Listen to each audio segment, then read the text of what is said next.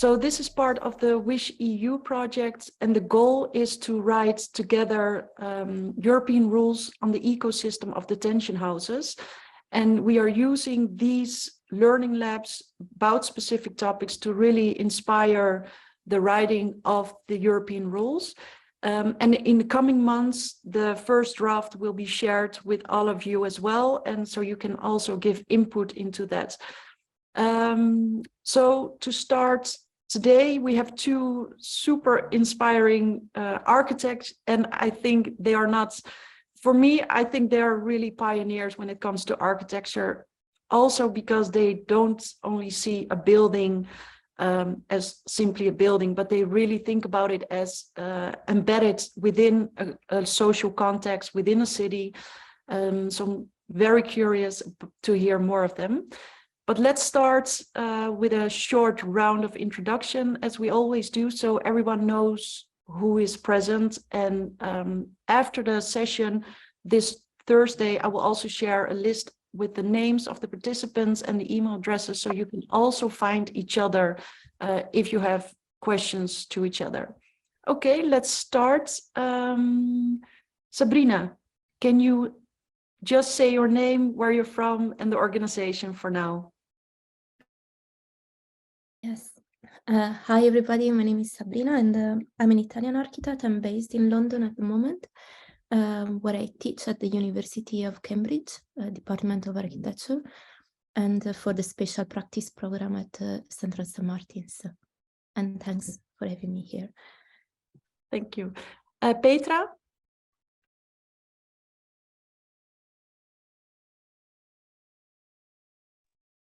I don't hear you, but maybe others do.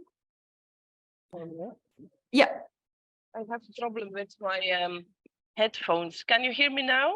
Yes. Okay, so I'm Petra Kolpaert from the detention house in Kortrijk, Belgium. Christian? Okay, I'm Christian Wilmer. I belong to a French NGO, which is Farapège, deeply involved in the WISH project. Wouter? Good morning, everyone. My name is Wouter Pocornie. Internationally, it's easier to go by Wally or Walter. I have a lot of slides to tell you where I'm from, what I'm doing, so I'll reserve my time for that. Thank you. Thank you. Marie-Odile? Your microphone. Yeah. Okay. Good morning to everybody. I am Marie-Odile Théodère. I am a member of the French association Farapège, which is a member of the WISH project and RESCALED. Laura? Hello, everyone. I am Laura, and I'm an intern at RESCALED Netherlands. And I'm originally from Belgium. Roman? Your microphone is muted. Sorry, good morning to all. I'm Roman. I'm working for Prison Insider as a communication officer. I joined the team last November, and I'm here to discover the WISH project and all the partners, so I'm glad to be here. Thanks. Hugo? Hello, my name is Hugo. I'm also an intern for RESCALED in the Netherlands. Mark? Hello, everyone. I'm Mark, coordinating the WISH activities for France. Dieter? Hello everyone, I'm Dieter. I'm a student in architecture and I'm working to the penitential architecture. Fleur? Hello, good morning. My name is Fleur. I'm a researcher focusing on small-scale facilities and relational security. I'm part of the WISH team also. Mehdi? Hello, Mehdi with Prison Insider, based in Lyon, France. Isabelle? Hello, everyone. I'm Isabelle. So I'm associate professor in Angers University. and I work on prison detention houses with FARAPEJ. As to my research, they are linked to prison settlement and to prison public-private contracts. Thank you. Maria? Hello, my name is Maria. I'm from Portugal and I'm doing an internship at Reshape.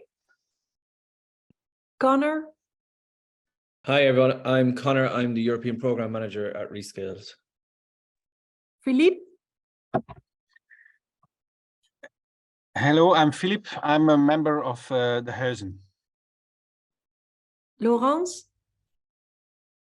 Good morning, everyone. I'm Laurence, and I'm come from in Belgium, and I'm the project leader for Detention House in Belgium. So, Anaïs? We cannot hear you.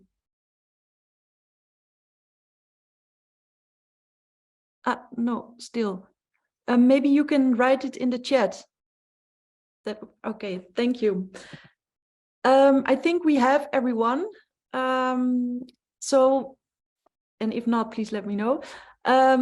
Wouter, can I ask you to start?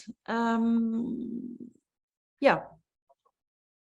Yes. I will make you co-host.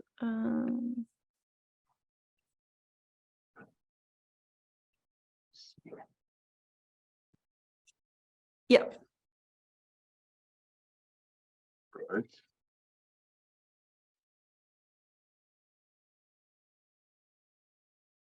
I should be sharing my screen at the moment. Yes, perfect. All right. Maybe a little disclaimer. I sometimes have trouble with Zoom, so if my sound is off, please let me know. But yeah, thank you. Let's see if I make this full screen, is it still visible to everyone? Yes. All right. I'll try to keep it brief, and I would give my thanks first and foremost. Before I introduce myself, I think it's very important to acknowledge what I consider community. I'm a community-based professional, and I work a lot with community-based organizations and grassroots organizations, mostly focusing on the Amsterdam southeast part, a borough, also known typically as Belmer, which technically is only a part of the southeast, but growing up there, you almost use it synonymously. But within that, I always like to take time to acknowledge my elders, ancestors, and also trailblazers. What I mean with pioneers from the community where I'm from. We did a lot of work, often voluntary work, which people like me now owe a lot to knowledge-wise. I also like to acknowledge people organizing the events, in my experience, specifically Veronique, with the preparation, but also the other speakers. Sabrina, I would like, lovely to meet you, meet you, and obviously everybody in attendance, apparently from various countries in Europe, so that's always exciting. And I would like to acknowledge some of the examples I will be using in my work, which are community-based organizations, mostly in the Southeast, but also the Black Archives, where I'm involved with, and musical makers in the west side of Amsterdam. Physically, I work in Southeast. I used to do that in one particular place, but now I do that in multiple places throughout the neighborhood. So Hart voor de K-buurt, Community Center Meijerhof, and Kazerne Rijgersbos are places where I'm somewhat flexible based. And I also organized, I don't really have pictures of the insides, but these are like from the book club that I organize, which also happen sometimes at these places. I'm not the only face in the Southeast, obviously. There's a lot of people from my generation, younger, but also before, that are voicing their opinions. They are bringing vision from within the community. So I always think it's important to acknowledge that a lot of these people who I also work with now are putting in the work in my interpretation. So there will be Karim, George, Mirto, Amanda, Priscilla, and many more. Let me introduce myself. My name is Wouter Pocornie. what I said before, it's easy. I also go by Wally. I have an experience with multiple architectural firms as a working for firms, but also as freelancer. Worked for the city of Amsterdam. I worked for AGM Architects, who work. I focus only on healthcare architecture as a research and development architect. But I also know that they are working on penitentiary and detention houses. So that is an interesting link, but experience-wise and knowledge-wise, I don't have anything to do with that type of research, in my experience. But the last couple of years, I've been doing a lot of work from within the community in what we call broedplaatsen, let's say creative co-workspaces, affordable workspaces in the community. And as an independent ZZP'er, so to say, self-employed architect, urbanist, and researcher, I often rely on gigs, and I also work at ancillary activities outside of my main job, which helps me understand systems, helps me understand project planning, and provides me with a great network. The last couple of years, I've been involved with a bunch of ventures, and I will reflect on a few of those, mostly delving into my spatial practice, what I now call Bijlmer Believers 3.0. But in Dutch, it helps me to communicate clearly what I do by using the 4 O's, which in Dutch say onderzoek, ontwerp, organisatie, en ondernemen, roughly translating to research, design, I would say design development, strategy, and concept. But most of my time goes into organizing, community organizing, bringing people together, and also helping business cases, but also trying to set up my own. So taking initiatives. Positioning is very important. It reflects my episteme, how I look at the subject matters that I research and I work on. And particularly in the Bijlmer, which my story is mostly about, I introduce myself as a Bijlmer native, Amsterdam-based, community-based professional. So Bijlmer native, I would explain a bit more, but by now I'm 36 years old, work independent, and I have a history in research and development in the architectural field, which allows me, or I think I feel very comfortable in vague briefs and developing methodology for very social related issues in spatial development. I also have a history at the city of Amsterdam as an urban designer. And because of a long distance relationship, I've been influenced by New York a lot. And in the Bijlmer, it's very important to also acknowledge your roots. I'm Surinamese, I'm biracial. And there's a large Surinamese population in the Bijlmer. And I studied at the TU Delft. So the positioning, I would like to visualize a bit more. I mentioned it before, Bijlmer natives is a concept I developed, inspired by how I see a lot of people in the US frame where the place where they are brought up, so the coming of age. And I really want to have everybody understand that the Southeast borough of Amsterdam is quite young. We now consider it 45, 55 years old. But growing up there, especially my generation and a bit older than me, our parents were from all different places. So we had domestic immigrants, but we also obviously had a lot of international immigrants. The kids that went to school in the Southeast borough had access to a worldview that you probably cannot really imagine. I still try to conceptualize how much influence I actually had in those formative years. That also means that we have different references through that upbringing. I like to emphasize that a lot of people, including the institutions like educational institutions or cultural institutions, really had no blueprint to deal with this type of what we in the Netherlands often refer to as a multicultural society, and what is now often used, termed as super diversity. But growing up there, it was the norm. So there was really no blueprint how to go about it. And I think subconsciously, a lot of people have lessons and are prepared for a lot of the social issues or social points that we are dealing with until this day. But it also means that there's a lot being said about this place. Throughout my whole life, I've dealt with the difference between perception and perspective. A lot of people have a view about the Bijlmer. A lot of people have reproduced narratives about the Bijlmer.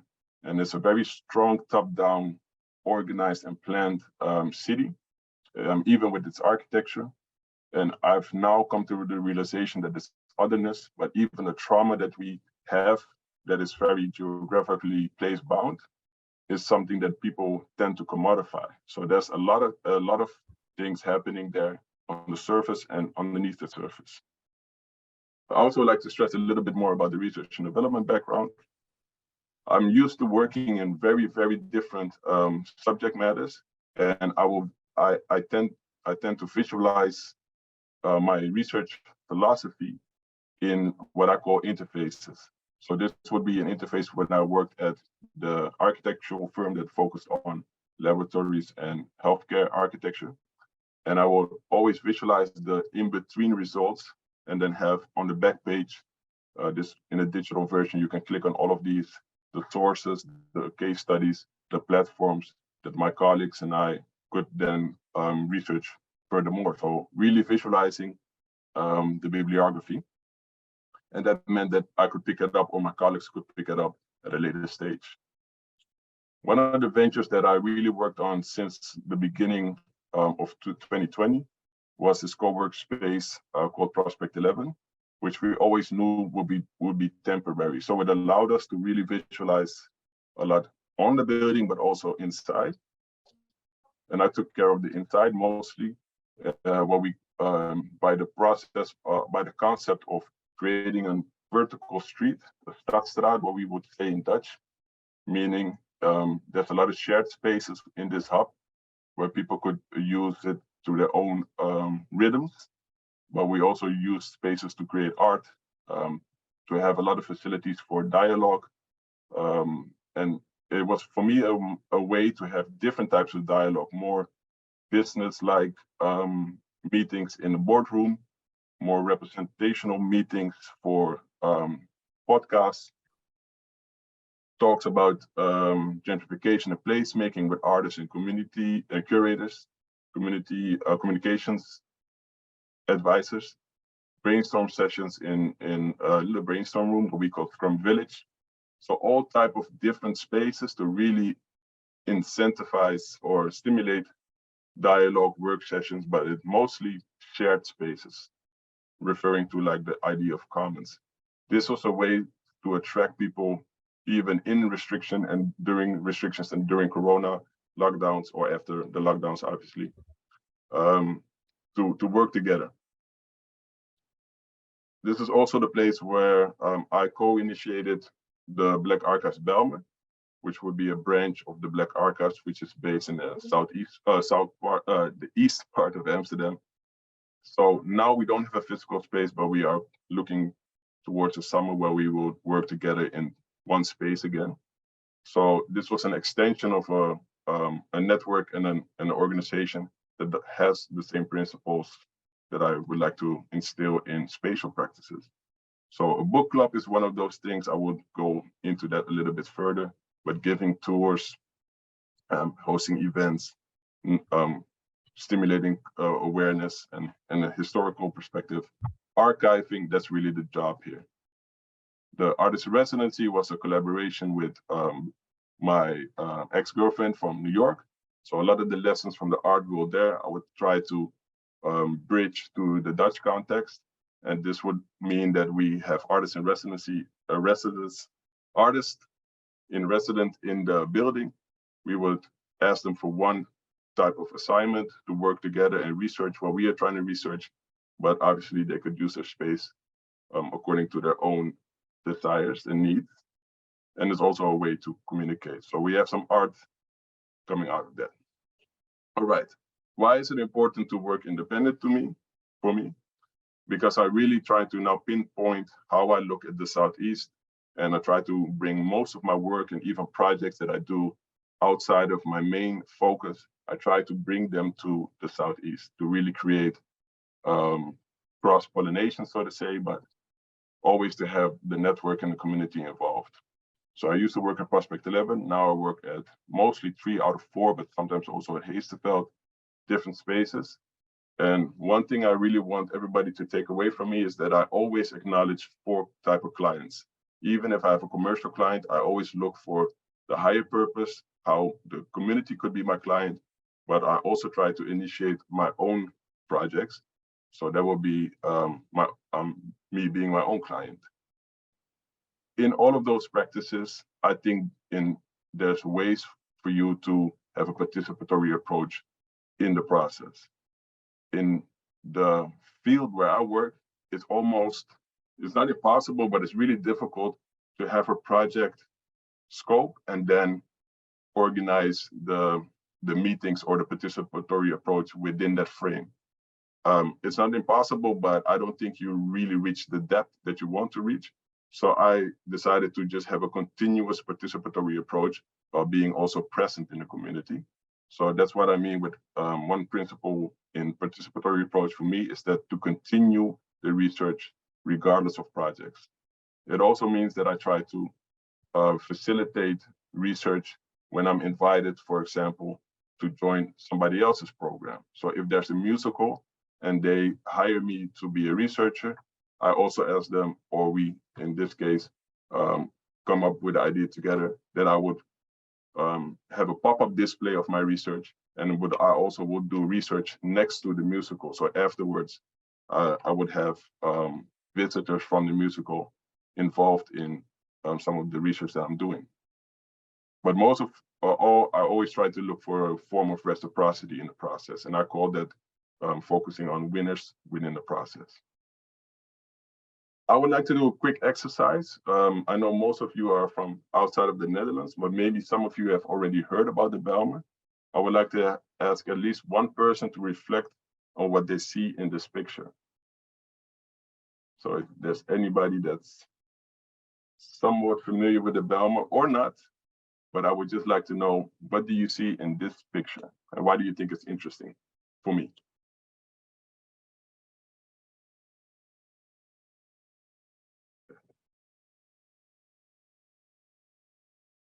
Then I will ask Dieter.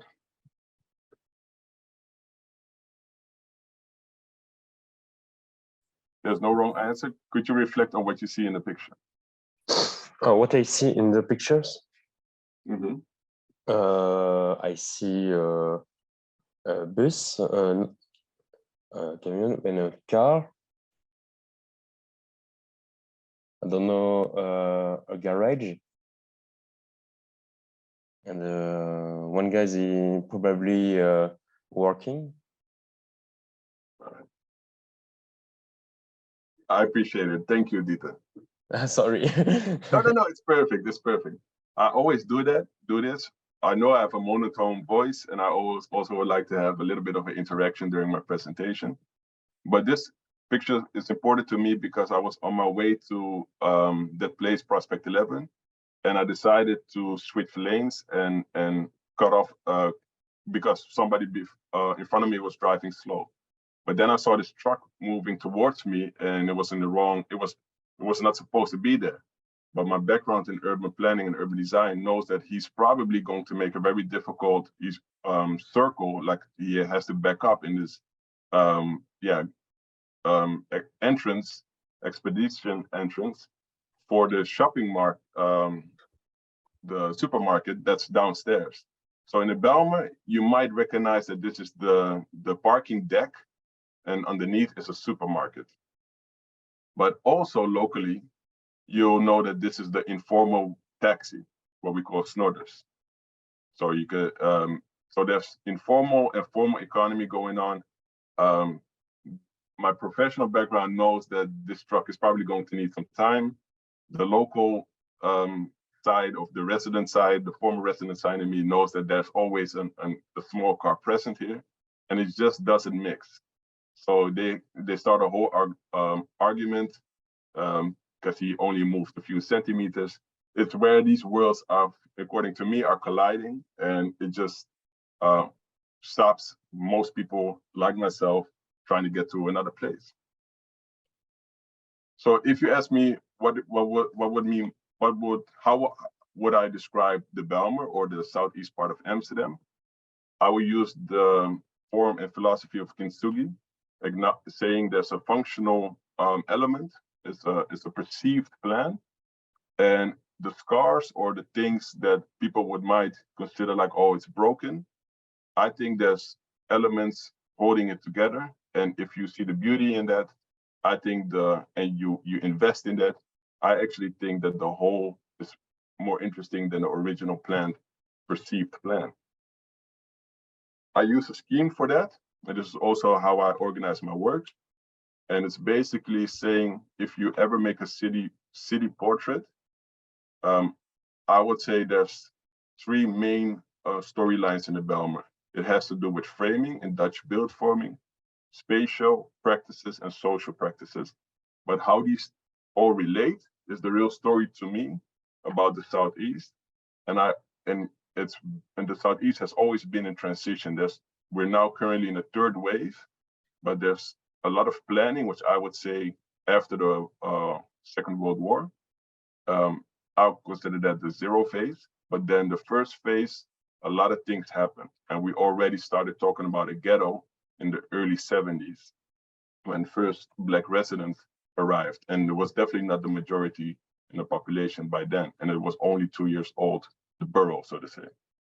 But there's another thing that I would like to address is that the framing of the Bijlmer has been very negative, and one could be attributed to the, one example could also be the penitentiary in Amsterdam. For the Dutch, it's a lot of people probably know the Bijlmer bias, which is not a formal name for the penitentiary, but it's what most people know. Most people don't know the formal name, which is PE, I think, over Amstel.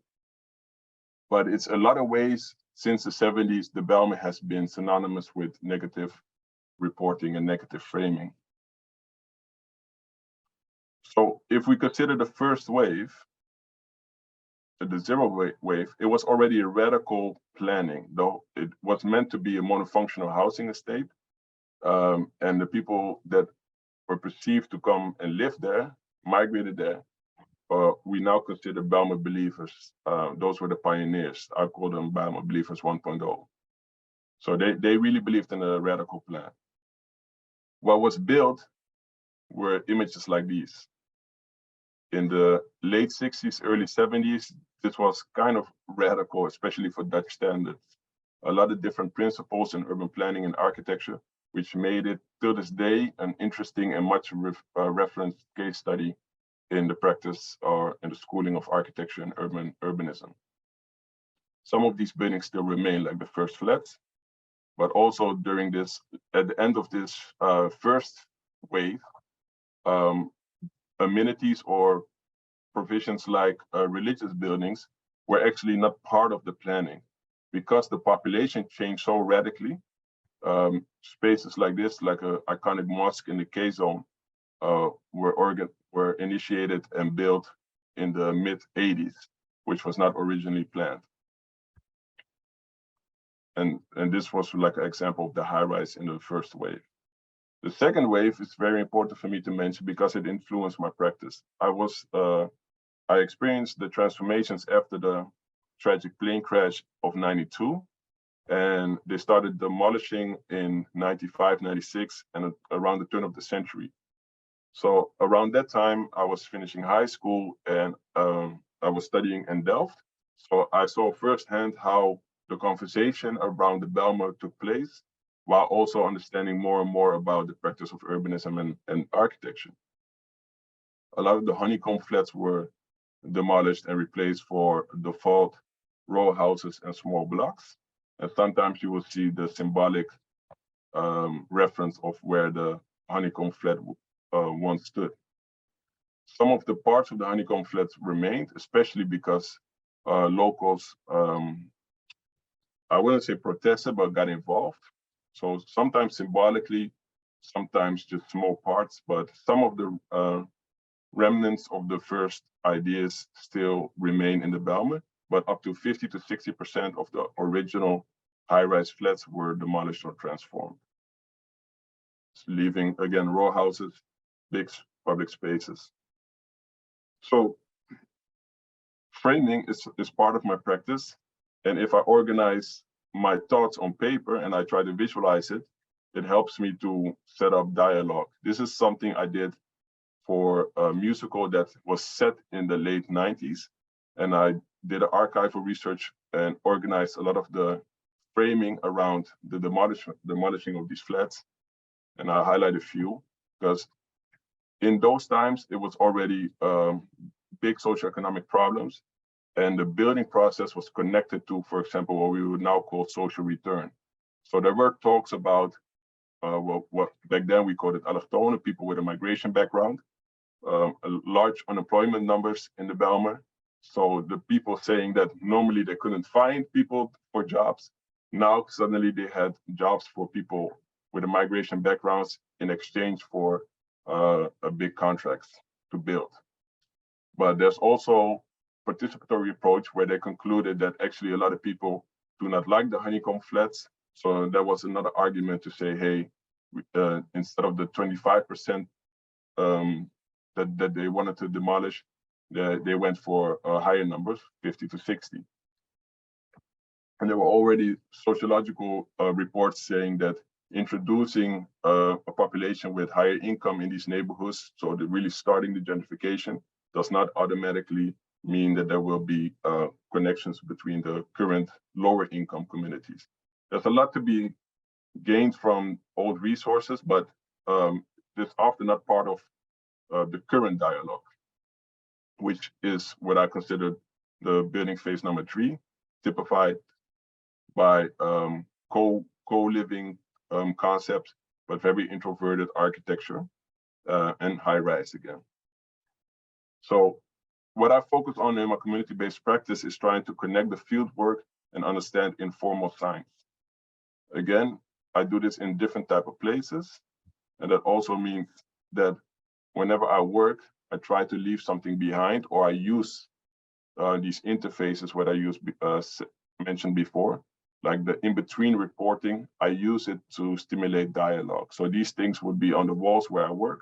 This is, for example, in Rijgersbos, I do a media analysis about the area, so that when whoever is in that area or whoever I meet, I can have, they can reflect on the reporting of that area, and we have we reach a higher, more in-depth conversation about identities in the neighborhood or perception.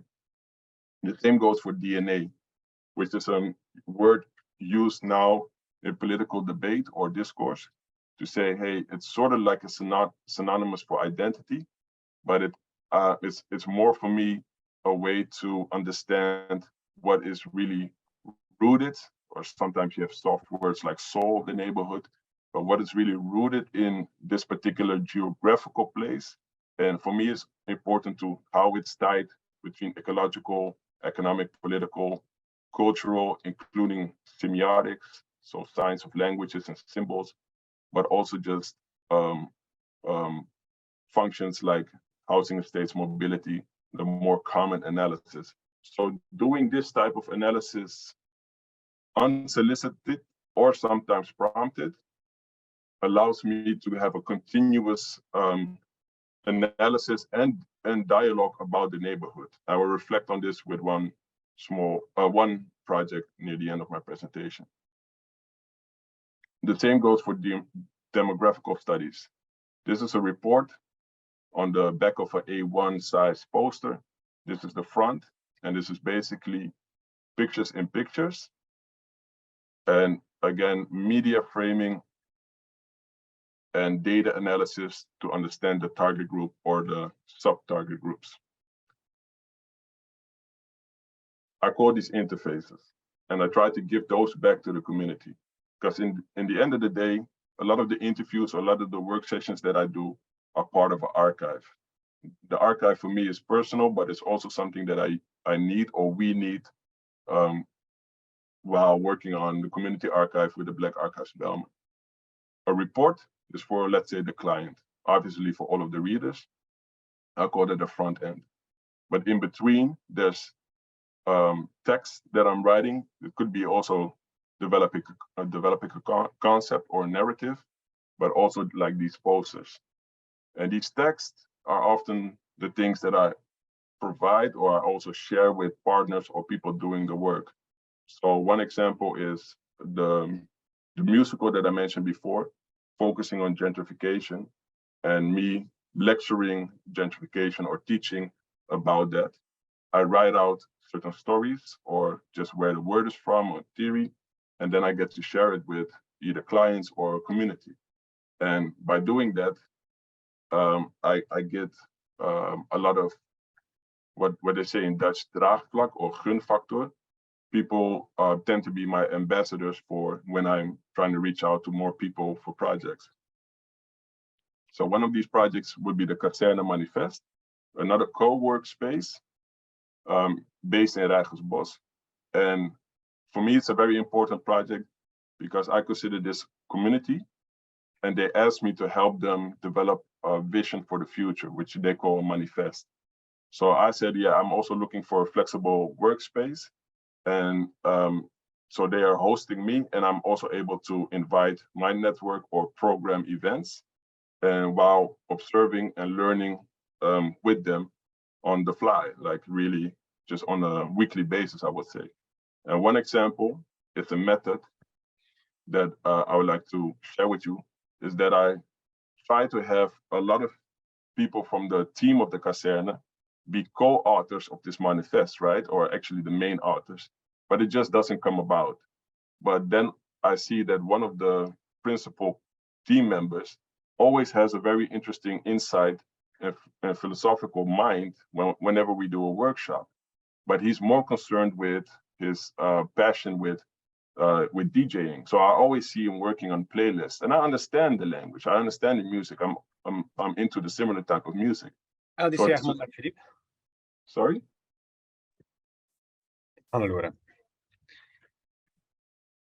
Ik was juist naar het zingen, naar het sociale huis waarschijnlijk. Ja. Zijn een keer. Oh, I don't know who it is. Oh, I think, yeah, I think it was a video call. So just to round up this example, I asked the DJ to reflect on his involvement and his philosophy about the Kazerne by making a playlist, saying like, okay, what will happen if what we constantly see is that the parents with their children come in the morning, what type of music, what type of atmosphere would you set in the first 4 hours of the playlist? The working afternoon, the community dinner in the evening, and then the party at night.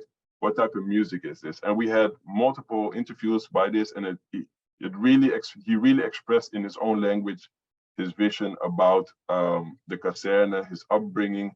So this type of interview becomes so, for me, so in-depth, because I had to adapt my method and my language to the people that I'm trying to understand and trying to have their vision on paper.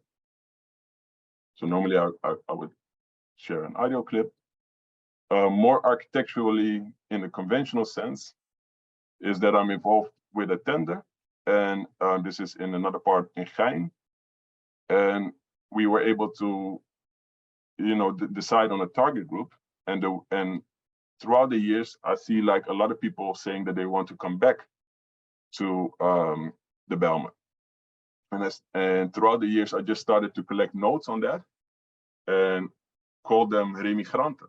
And this is apparently like a very Surinamese Dutch word, but it is used more internationally, and it has a lot to do. Sometimes it's called repats, especially if it's with higher education, higher educated people, but it has a lot to do with coming back home. So a lot of people that had to leave Southeast for numerous reasons. You also have a big group that are higher skilled and higher educated, and their families are in the Bijlmer, and they like to bring their practice, their work back to the Bijlmer, close to the families and their networks.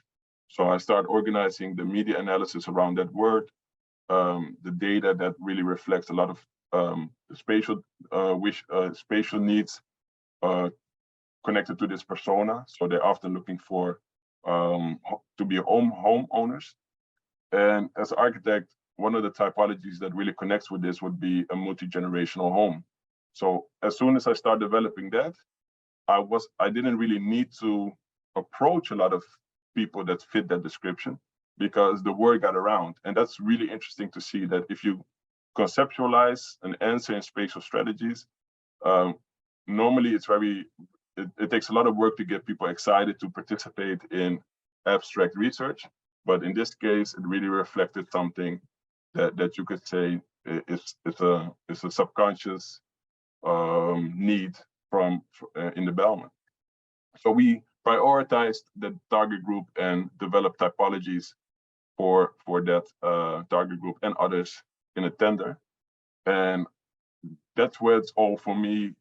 It comes down for me that you understand the target group, you connect it to a certain typology, for example, multi-generational homes. And if you really have an integral design approach, nowadays you should have a focus on how to do co-development or co-living concepts, especially in Amsterdam.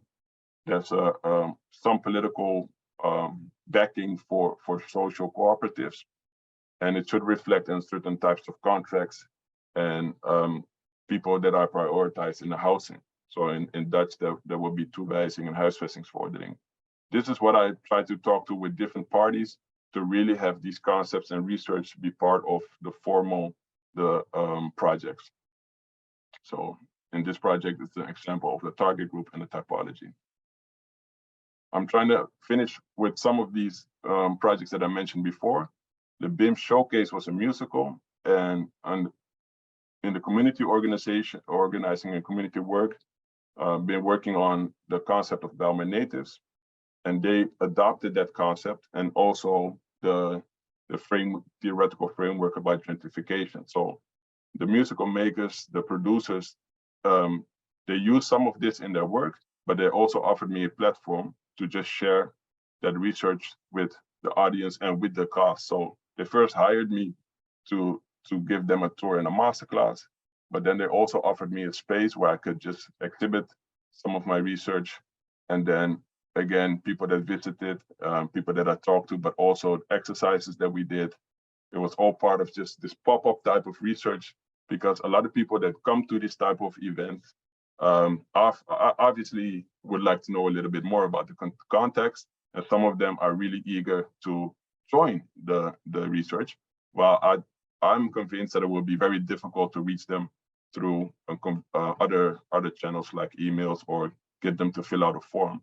So really being present at that type of moment and having partners that really allow you to have that space is something very, very important to me. So this is why I would always be grateful for people working in that manner. Working in a K neighborhood, worked with young people as well. I gave this example earlier, but also in this end result, this is just reporting with some statistics and transcribing some of the interviews and group sessions that we did. But people that would also like to word a bit more, I asked them to become co-authors of the work.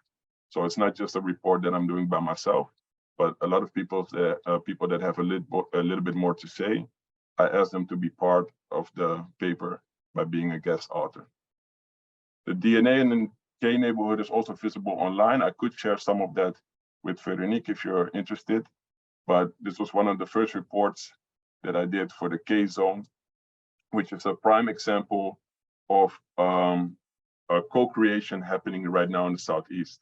There's a lot of political and social community organization that is always part of the plan, but it was just the first time I was able to create a report and really, and then I saw that I had to write something partially for community and people involved, and also, let's say, spatial planners that are going to focus on developing new architecture in the K zone.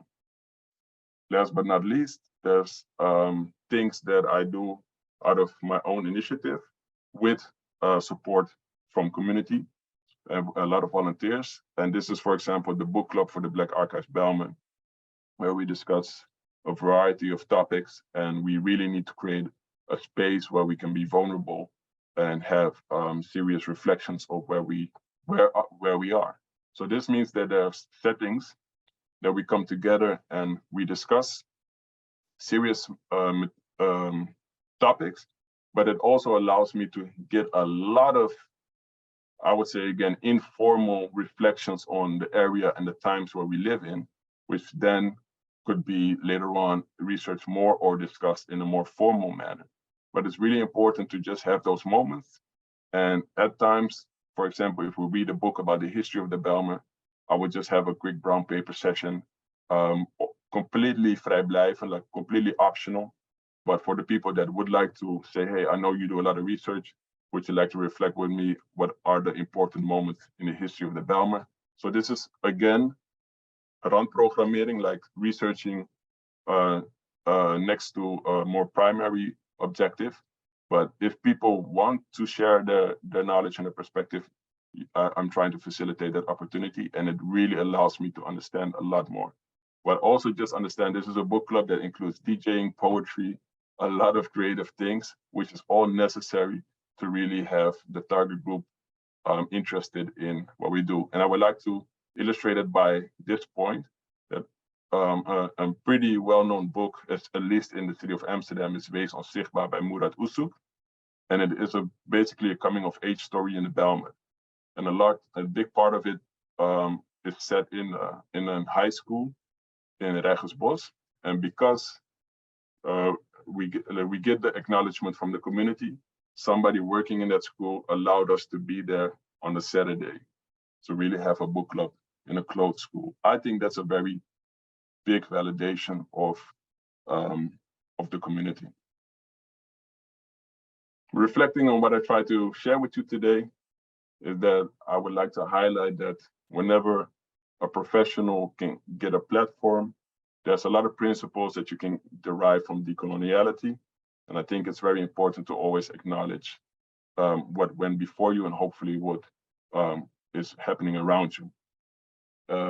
My practice is really about intertwining research, but also design development, and where it's possible, organize and help co-develop or initiate programs with the community.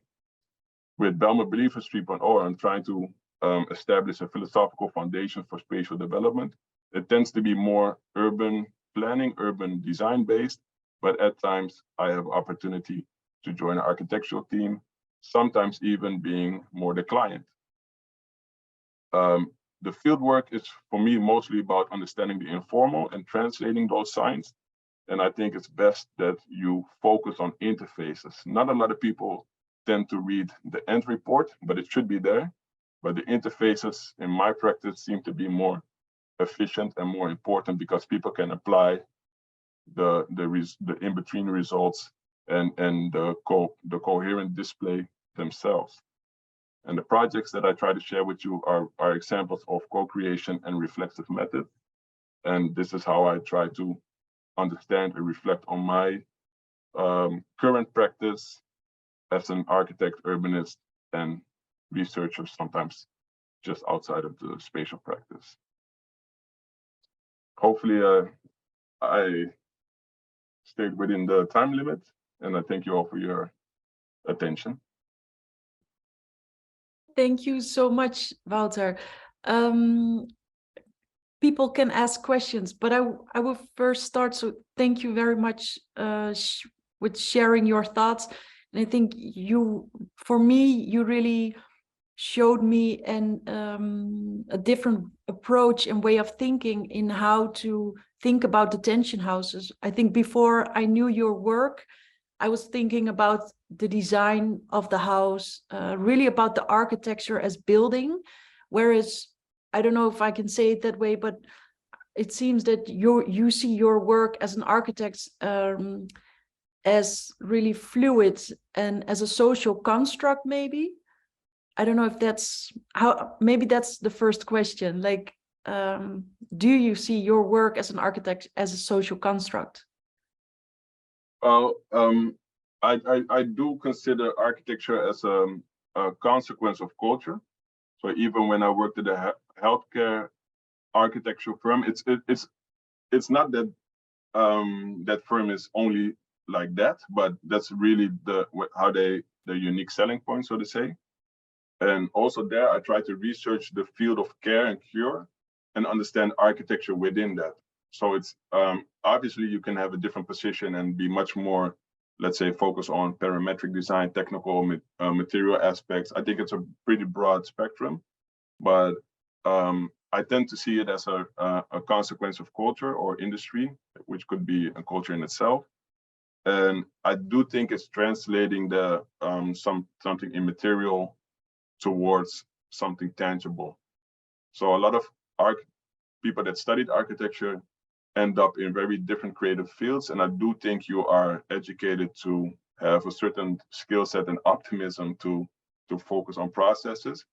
But spatial development in general, for me, I'm experiencing it as much wider now. So I didn't really get into it that much, but I joined certain tenders or architectural assignments as a team.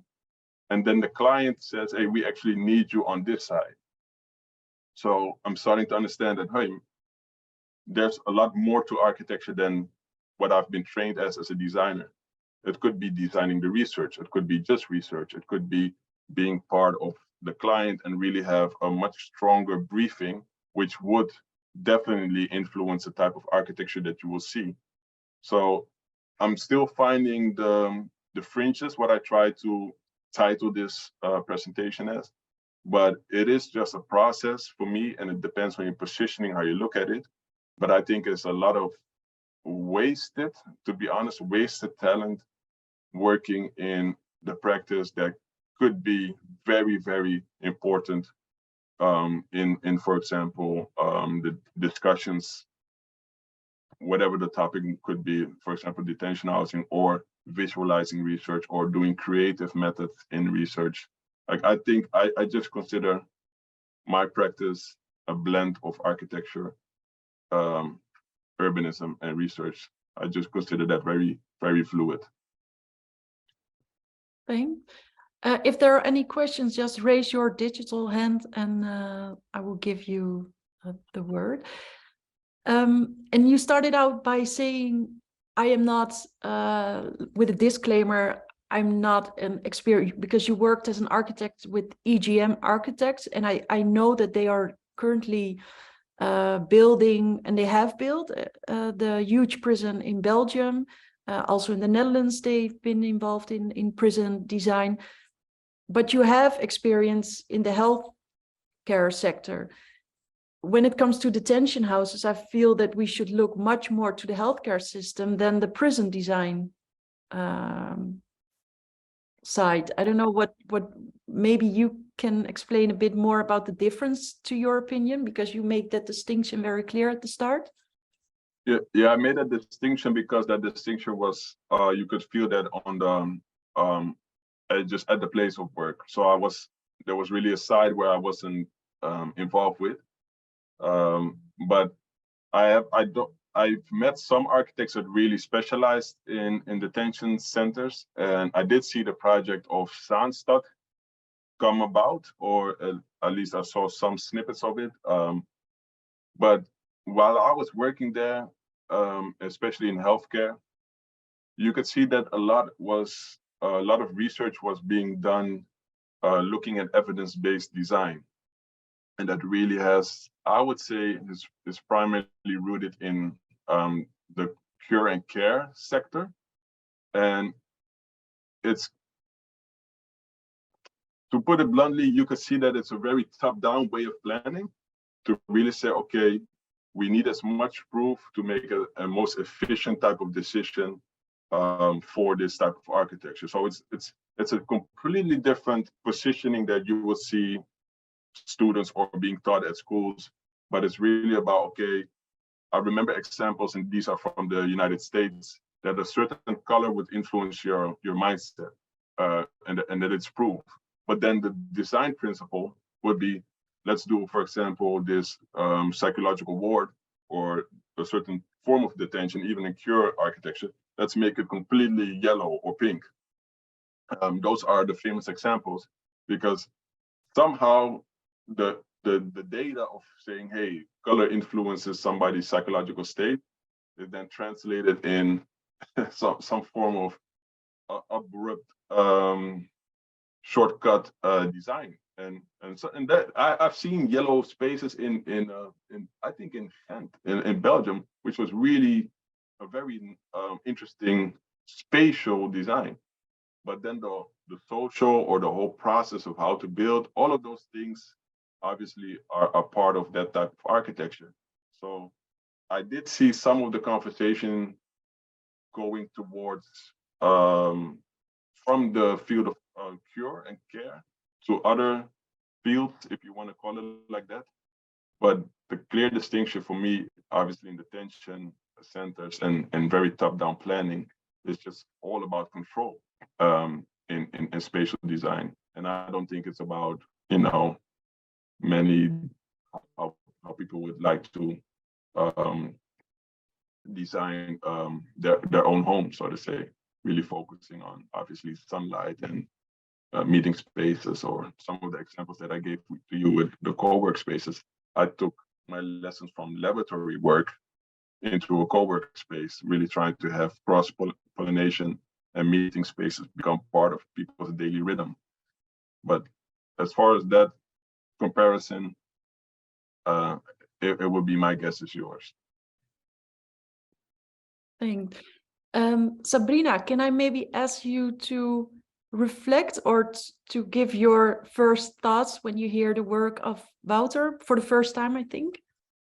Yes, for the first time. Thank you very much. I think I will show something in my presentation that might reflect on this. I totally agree on what you were saying now about the shortcut design, and I'm kind of adversing that. So making shortcut decisions based on evidence and scientific studies. And I quite like your work on the interface and, you know, this sort of a collection of course, statistics and data, but also people's interview and the flash of working in a community. I was interested in particular in when you were referring to, sorry, this maybe has not much to do with the detention home, but the part of what you present that interests me more was about the retourni. So the part where you were thinking of this, proposing these multi-generational homes for people who might want to return to the neighborhood and to the district. And so I don't know if you can tell us a bit more about that. What I find quite peculiar is that you basically, when you show the conventional architecture, you always show us the CGI, so rendering. And I was also wondering why. I mean, why do you crystallize then conventional architecture in this sort of, let's call it commercial form of communication, why all the other forms of communication that you are using are kind of really root in your participatory practice? That one doesn't look to me as it is so much rooted. Sorry, there are two questions in one, probably, but. And I've written them down. Thank you for your question. The second one is pretty easy. Like the rendering is not done by me. It was just like one of the image that is used in communication mostly. I think it's interesting, or it was confrontational for me because I haven't been drawing. I used to draw a lot in 3D, and I haven't drawn seriously in years in 3D. And being part of this tender with other architects, obviously advisors and a whole team, I didn't even know that these rendering were outsourced. So it was like even like to other countries just to have that type of image. Yeah. The interesting part of it is that I kind of understand, and I got a lot of feedback from the city and the people looking at the projects, that obviously renders a lot of people believe in those wholeheartedly, but the story was more important, that we found a target group and that we were able to connect with the community even before participatory practices were allowed. So there was a whole system in that tender where I did research focusing on, let's say, returning, remigratie, like remigrants, but it was not part of the tender. It was just part of my ongoing research. Mm-hmm. So that was, I could never do that in conventional tender to say, hey, I'm now going to conceptualize a target group and have group discussions and have recordings of that, and et cetera, et cetera, et cetera. So even the client was like, oh, how many remigrants? So I will go into the first question. What are the numbers of these people? Like, it's a very commercial project. And I said that I have no idea. It's a conceptualization of a persona, and I just keep running into them. And, you know, it could be anecdotal, but I think there's a big story behind it. And that is more like when writing became part of it. So in this team, I was, in a lot of design sessions, and if we would take our time, I would say like we should have very different multi-generational homes, and it's really about multiple entrances and a lot of different things. Because in a lot of research, people say that they don't want to share spaces like shared facilities, sanitary facilities, and stuff like that. And the practice is that the square meters are reducing. In the Southeast, there's a lot of people are used to very big homes. So my reflection on that is like, but you are sharing it with your family. Would you like to move to another place and live with family again, but then still have your privacy? So with the target group, I'm discussing basic typologies, but then with the client, I'm trying to convince them in a commercial language to say, hey, this is something really big. And it only is commercially interesting in the beginning stage where they have to figure it out and make a, distinct themselves from the competition. Can I just interrupt, because we have a little time, and this is quite, well, from my perspective, it's quite a technical discussion, which is super interesting, Sabrina, but I think you two should definitely meet as well. And I also want to give you enough time, Sabrina, for your presentation. And after the presentation of Sabrina, we can continue the talk. Is that okay? Because you had another question for Wouter, so maybe we can pick that up as well. Is that okay? Absolutely. Okay, great. Thank you, Wouter, for now. And Sabrina, can I give you the floor? I will make you co-host. Yes, I'm just trying to sort out my laptop. There is a little problem because it's okay. I hope my battery will last for the presentation. So, okay. Okay, you're now co-host. Okay, good. So I'm just opening my presentation and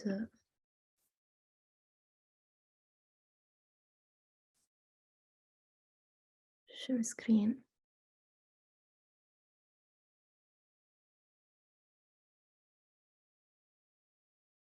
Okay, so I just have a bit of trouble. Maybe if you have other questions for Wouter while I solve this. So maybe Wouter can answer the other question you had as well. I think the short answer is I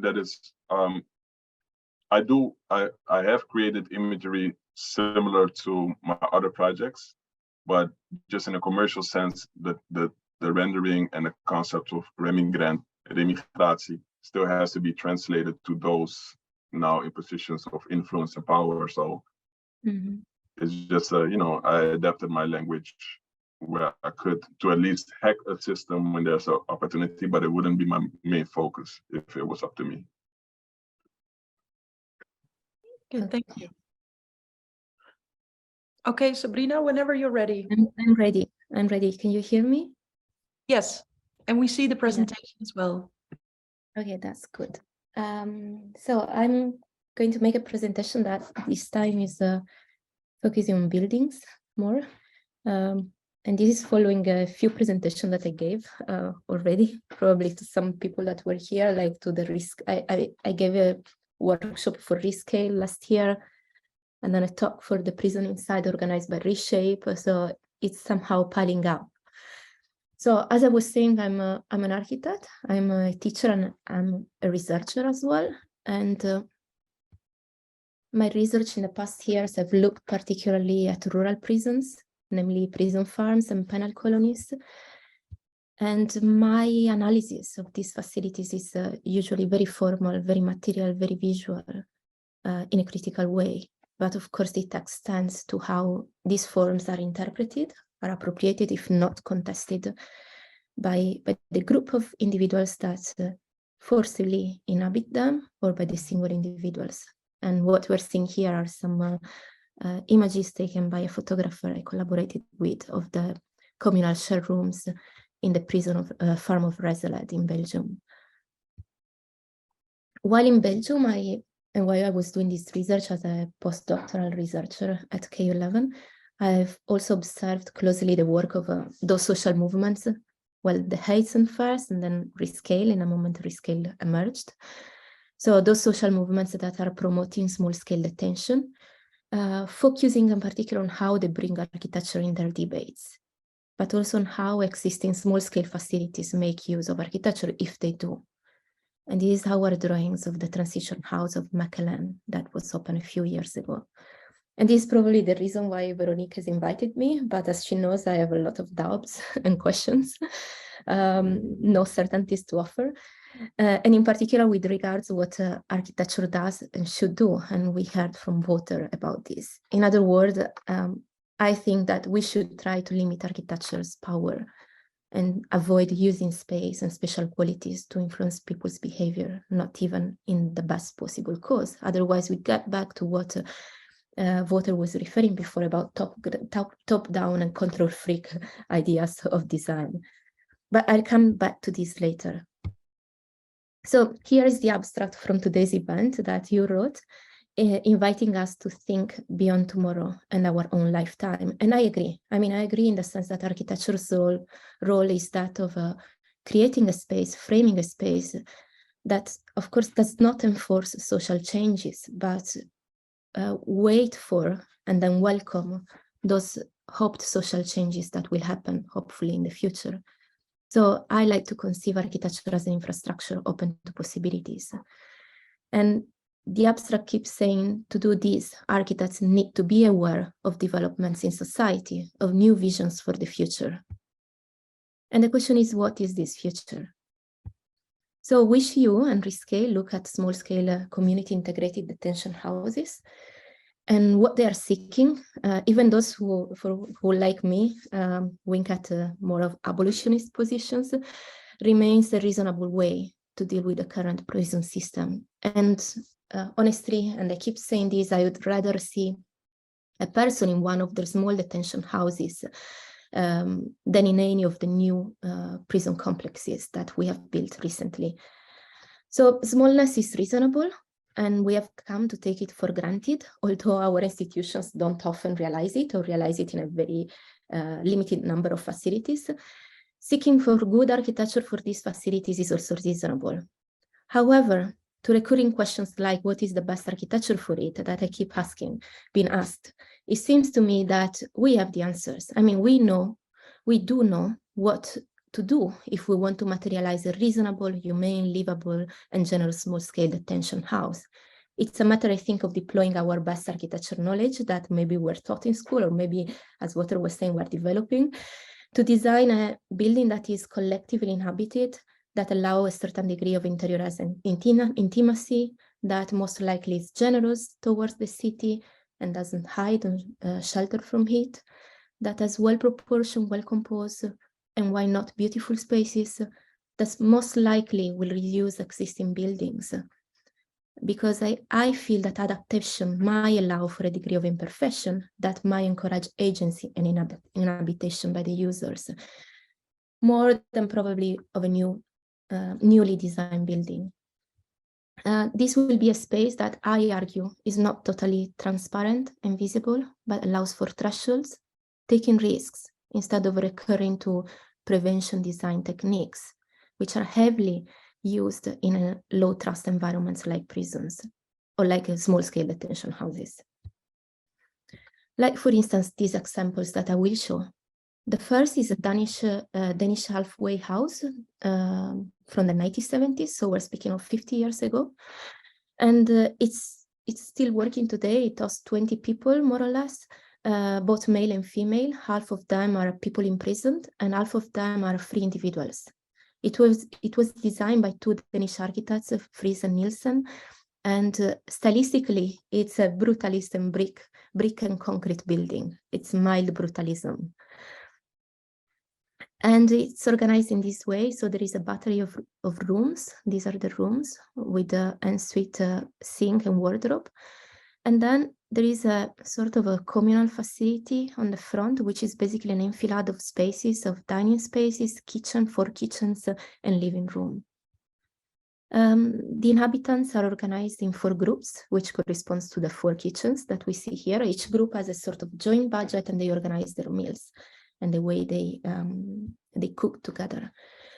I must say that from what I can observe from pictures, from what I can read from literature and from interviews, the way in which this space is structured support homeliness and appropriation. So the enfilade of common rooms, so these rooms which are, you know, one after the other, so there is a bit of visibility, a bit not, provides a certain degree of depth. That's what we call in architecture depth of space.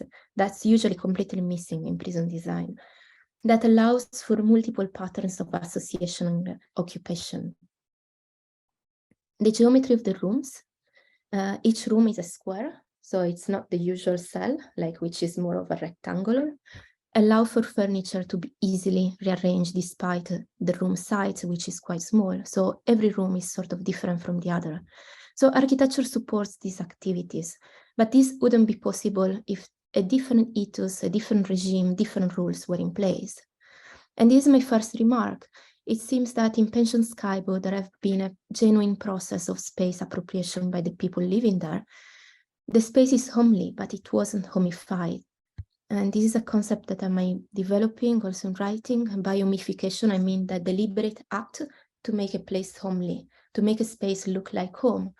And the result of this technique in prisons is sometimes very clumsy. You know, Wouter was speaking about the shortcut of design that we use, because it reveals also the inherent tension of designing an institution as homely.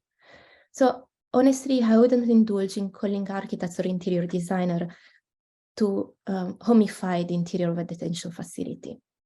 It seems to me that in Skybo, the architect didn't put much effort in designing it as a homely space with homely furniture, homely features. It's not aesthetically and typologically similar to a family house, yet appropriation happened. So what I'm trying to say is that making the place where we live homely should be a process enacted by the very people inhabiting it, if they believe this is a relevant quality for their life as individuals and as a group, because they might think differently, and we should acknowledge that. The second is a recent project in London from just opened last year by Konrad Kozlowski Architects for about 8 teenagers, 6-8 teenagers that are cared for by a trust, the Lighthouse Pedagogical Trust. So it's not a detention facility, but as we know, these places tend to be sort of paracarceral institutions in many cases. The architect worked with the trust from the very beginning. He helped them to find the building to buy. This is something that architects usually don't do, like the client give them a building, a derelict care home that was not in use anymore, and then propose a design for its retrofit that was based on a design that was co-designed with the staff and with the founder of the trust, Emmanuel Hakpan Inwang. And knowing Konrad personally, I'm sure that this took a lot of exchanges and generous and time-consuming meeting to co-design a brief. And this is also what Wouter's work showed, that these sort of projects need a time that often commercial practice and the way in which we procure projects and client-architects relationship don't allow to. So we need time to co-design briefs. The architect says that he strove for an open architecture, and I quote, for providing diverse spaces to facilitate the complex and unpredictable relationship of the home, unpredictable. Through an architecture that is made of liminal spaces and deep thresholds that we see in this picture to transition between one space and the other, again, to create that spatial depth rather than full transparency and full visibility. Generous spaces, even in the corridors, and niches where, you know, the people from the house, if they wish, they can find solitude, they can find the occasion for small aggregation. As we know, in these sort of facilities, communality can be quite overwhelming. As we can see in this photo, each communal room has two bedrooms. This is the kitchen, but this is also happening in the other living spaces. And the architect made that to allow for the kids that inhabit this house to not to feel trapped. So to counter that sense of entrapment that these kids usually, that are accustomed to abuse and bullying, usually have. And these are the bedrooms. The bedrooms were designed again with several furniture layouts in mind, so that, you know, people can have agency. Maybe they can move their beds, and the bed cannot just stay in one position, but it can be moved. So the furniture. Again, we see here an attempt to allow for that appropriation of space that we also observe in Skybu. So after this description, the idea of that smallness is necessary in a low trust environment is reinforced. Small groups allow to have those direct relationships that are needed to slowly establish trust and perhaps solidarity as a bottom-up process and not as a top-down collectiveness dogma imposed to the people living in the house. And if we move a bit to architecture, and I'm repeating myself here, trust doesn't correspond to full transparency and full openness and full control. Trust needs thresholds rather than full visibility. It needs patterns of spaces where people can both stay alone and congregate with each other, with others. It needs sometimes escape routes. And this is the risk of having dark spots that rescale houses should take if they really want to be different from the idea of the modern and contemporary prison. If they want to pick the perspective of the inhabitants of the houses and move away from the dogma of risk management that's informing prison design, but also I would say urban design in general. Finally, I have another photograph of the same project, and what we see is that solid and sturdy and beautiful materials were used. For instance, the doors are made in solid oak. There is no cheap plastic that breaks continuously. And the aim, the clear aim by the architect was to break the cycle of maintenance that's very common in this sort of building by using material that instead might improve with use and with age, and that easy to repair. So Conrad explains that while designing this space, he didn't self-indulge in the belief of an architecture as therapeutic or as enforcing behavior. But he made the best possible project he could for the life of the very vulnerable, often traumatized, sometimes in hunger inhabitants of this house. Most choices, he says, and I really like this, were just common sense. So what I'm trying to say by sharing these two examples is that, to me, Wish quest for the possible future is solved from an architectural perspective. There are not many questions left for researchers in architecture, but it's rather a question of implementing the project into society. The future that we would like to look at tries to move beyond the design of small-scale detention houses. So what's my future? And this challenge entered my research from the back door of teaching, and specifically of teaching design. When you teach, you know you have a stronger ethical responsibility towards the future. And as perhaps some of you know, the core course in the Faculty of Architecture is a design studio. So it's not a normal class, a traditional class with a person giving a lecture and the other listening, but it's a sort of collaborative course where students spend Sundays a week in class, and they discuss and draft their project with drawings, model making. The aim is to produce a project for which we as tutors usually write a brief. So my dilemma was I could write a brief that tackled topics of carcerality. I've become extremely uncomfortable to ask our future generation of architects, that's my students, to design a prison of any kind. And I wanted to propose briefs that address justice from outside prison design. Hence, we try to expand the realms of our briefs to topics and to realms that are more traditionally covered and fundamental in our field, like housing. Why housing? Because there is a structural link, as we all know, between poor housing provision and the often unhappy life of vulnerable groups in society. We all know that migrants, former prisoners, young people with problematic youth, minority groups live often in a structural condition of carcerality, trapped as they are in a loop of carceral and paracarceral institutions, shelter accommodation, oblast. So we try always to put housing at the core of our research and teaching. So the first attempt that I made was in 2018.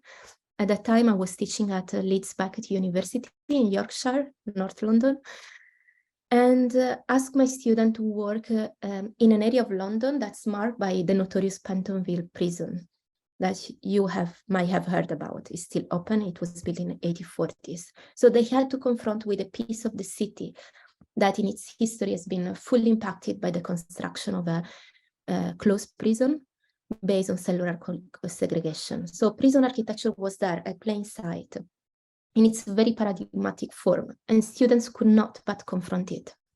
So they drew the prison, they visited it, they photographed the prison, but the brief asked them to design houses. Not inside the prison, I mean in the neighborhood, just to be clear. So this is Joe's project, one of the students, for a house for the intentionally homeless. The intentionally homeless are a group of council residents who have refused rehousing options that were offered to them after the demolition of their council estate, something that might have happened also in Wouters, in what Wouters was showing. So after the refuse to be rehoused, they have been declared by the authority homeless, intentionally homeless. So Joe drew a project for them, for a house for them in the area. And he describes very poetically his project as a fluid mosaic of ownership, closed and open, private and public, interior than exterior. And we have floor plan here. I have some floor plans in my presentation. I will explain why later. The project has a central courtyard that loosely organizes some communal and private interiors, such as kitchen and bedrooms, which are fragmented, and then extrude backwards and forwards in order to obscure ownership of space and invite exploration and interpretation. So public and private rights of way overlap, trying to encourage the frictions between the intentionally homeless residents and all other members of society. So homeless residents can take ownership of the various alcoves and sitting areas that we also see here. And this can also apply to the passing by, so to the other people passing the central courtyard, which is publicly accessible, or not, as again, this is their choice. That's an open architecture. In the next attempts, again in teaching, we started to explore if and how it was possible to mobilize restorative justice principles in architecture, in the realm of housing, in the realm of community infrastructure, both in the countryside and the city. This is not a prison farm is the title of our brief for a design studio that I taught with Jesse Onza at KU11 for 2 years in a row. And the project is located in the Belgian countryside. Each student was asked to identify a site, to identify a specific conflict.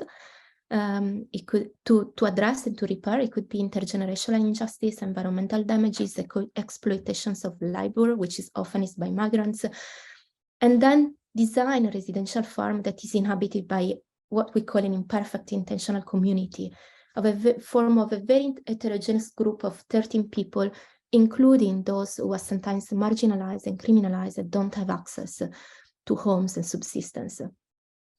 But what does it mean to have a restorative approach to togetherness?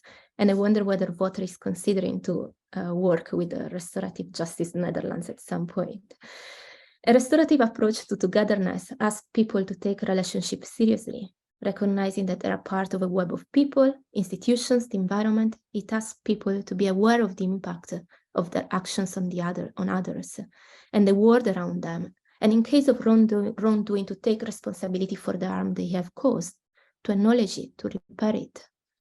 And what might result from such process of acknowledgement and reparation is a completely new relationship or environment, or maybe artifact that keep trace of this conflictual relationship that generated them. Oops. So Mael was one of our students, and this fictional project asked, what if restorative justice in this sort of residential farms is not only relegated to the specific organized movements in ad hoc design spaces, so peacemaking rooms and restorative justice centers, but it is a principle that invests the whole life of a community, both its overarching philosophy and its daily practice. The project aims to be a platform for this sometimes exhausting process of community building, based on continuous negotiation between its members, which in this case were both humans and non-humans. This is the site. This project proposed a restructuring of the fields based on two main activities, agroforestry and farming, a bathhouse that we see here, which was a pavilion for the collective compromise of bats and humans, so animals and non-animals, and finally a greenhouse for working spaces and housing units. And in the greenhouse, the starting point is the negotiation of everyday life. And this is a feature of any commune, but it's particularly challenging if you live in a greenhouse that, you know, can be very tough because it's very cold in winter and very hot in summer. It requires great adaptability, so the project imagined that there were continuous changes to protect the greenhouse from the sun and the cold, and that 13 inhabitants were responsible for performing these actions. They were responsible for their own environment somehow. And the role of the architect was limited in this project to design just few devices, like curtains and stoves, that the community could activate it daily based on the seasons and on their desires. Not only decisions about the microclimate must be negotiated in a place like that, in a collective inhabited space, but also negotiation regards the use of space and internal movement. So this is the floor plan, what it was designed, and what we see here are the rooms 1, 2, 3, 4, 5, 6, 7, more or less in this case. The inhabitants live in rooms that are organized according to a matrix where doors are shared and negotiable.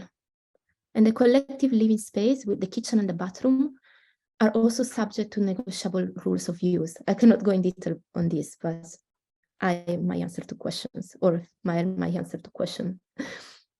So the architect is not seen here as a demiurge aiming to create a perfect harmony between the inhabitants. Instead, they have the role to raise possible situations which will lead to negotiations, oppositions, maybe funny moments, and changes on the housing management on the way in which the space can be inhabited.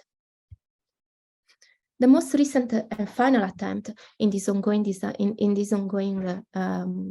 attempt to bring these topics within universities and within design studios is a design studio that I'm teaching with Elena Palacio Carrals at Central St. Martin's, which is titled Restorative Practices, and asks students to propose projects for a social infrastructure for vulnerable women who in their life have been both victims and sometimes perpetrators.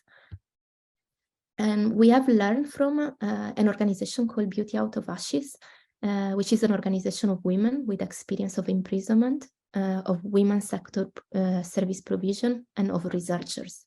And the organization works to create a building for women's service to be collectively concealed, built, and run by women in the area around the former prison, the former Holloway prison in North London that was recently closed. So just to reiterate, we speak of restorative practices and not of restorative space on purpose. A restorative practice is one that focuses on repairing a harm or wrongdoing that is carried on collectively as a form of verbal or non-verbal communication, and that seeks negotiation that values conflict as a social fuel. And then, based on the definition of this restorative practice, we ask students to develop their project. Just to give you a taste of what we are doing, this is Lucy's work in progress. Her restorative practice is archiving, that again resonates bits from Wouter's presentation. And she's designing a women's building that revolves around this practice as a fundamental to unveil the history of the former prison, as much as the histories, the ongoing histories of the vulnerable women that are still there, although the prison was closed, well, it was moved. And their proposed building also recomposes fragments of the prison buildings that is soon to be demolished, so that also the building becomes some sort of material archive. But you know, the manipulation and the construction of these fragments aim to create a completely new space. Hunas, she's another student. Her restorative practice is visible mending, and it's rooted in the two Japanese practice, kintsugi, that Wouter mentioned, and sashiko, which basically work with ceramics and embroidery. And it's quite easy to imagine how this can be extended to architecture. So a building will provide a workshop space and emergency shelters for these women within a former industrial shed right in front of Holloway Prison. So with our research teaching experiments, we're trying to join a stream of recent research and practice that was also recently called restorative justice design. There is an emerging interest in architecture for restorative justice, and some pioneers' attempts come from the US, and you might know them. In the work of practices like design justice and design space, led by the Hannah Van Buren, or in the work of the mass design group. And these have the value of having unveiled the value of incorporating discourses on restorative justice in architecture, and also led to some first theorization, in particular in the writing of Barb Toes. And as the field of restorative justice is ever expanding, we're starting to speak about restorative city, environmental restorative justice, so are the design ambitions that are going to cover a wider variety of programs spanning from restorative justice peacemaking rooms and restorative justice centers to memorial sites to shelters. Mass design groups trace these trajectories in their work from a first stage where they were working within prisons to a mission to reimagine in society, where architecture participates to a broader movement pushing to invest in healthcare, housing, again, education, equity instead of prisons. The intersection between architecture and restorative justice offer ground for reflection, at least on 4 issues that I've listed here as part of this overall critical approach to carcerality. The first, and I would say that these 4 issues are also useful for architects in general, not only for architects working in relation to justice. So the first key issue is the attempt to reduce the hierarchy in the design process between the architects and the users. And we saw a lot of that in what Wouter's practice is doing, with the goal to empower and manifest through architecture those group of people that are usually unrepresented by an architecture that is often a manifestation of the elite. Design justice and mass, they have 2 different ways of proceeding. So design justice organize workshops in the very first stage of design and even later, where, for instance, they ask the user to compose their floor plans, adding furniture, features to the room. The architect is there in the room, but their skills are somehow repressed because architectural choices are very often abdicated to the users, to the community that's in this workshop. And this is a bit different from what mass design group are doing and what they call immersion approach. So what they do at the beginning of the project is a long research phase at a very early stage in the design process, which is key to understand the context and to inform the mission of the project. And in this, they involve all the stakeholders and the users. So for them, it seems to me it's not about co-creating architecture, but it's about co-creating the brief. While this approach is, both of them reduce the agency of the architect, which is good sometimes, they reinforce that of architecture, which is still held responsible for too many goals. They often endorse environmental design and subtogenic, biophilic, trauma-informed, etc. design, all these labels that we're attaching to design nowadays, all of which rely, to me, on a to empower architecture. And I would like to open a discussion about this at the end, probably. Because I think, and that's my position, that if we look at things through an historical perspective, history has shown that nothing good is to expected from environmental design attempts.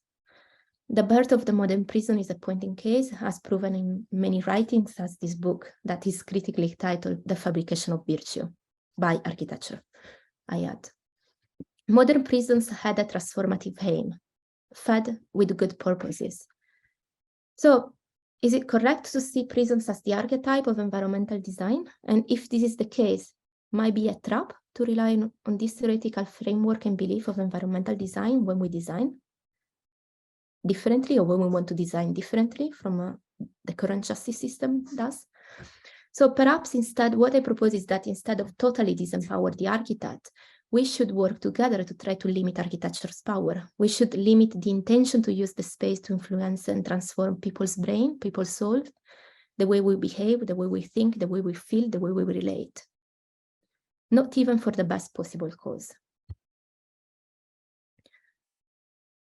And while I agree that architecture has been weaponized, and this is a word used to say that architecture has been used as a weapon against communities in many instances, I tend to question statements like this.